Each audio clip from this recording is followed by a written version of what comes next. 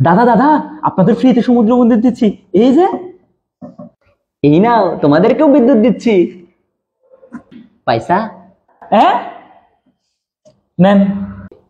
দাদা দাদা, ফ্রিতে আকাশপথ ব্যবহার করবেন, এই যে। আরে আমরাও পেঁয়াজ নিয়ে আসছি। পয়সা? নেন। দাদা দাদা, বাংলাদেশের বুক চিরে রেলপথ ব্যবহার করবেন, এই যে। আরে আমরাও দিচ্ছি তো, ট্রাক ভর্তি গরু। পয়সা? নেন। In 2024, সবকিছু তো টাকা দিয়েই দে, এইবার তোমাদের জন্য একটা ফ্রিতে জিনিস নিয়ে আসছি।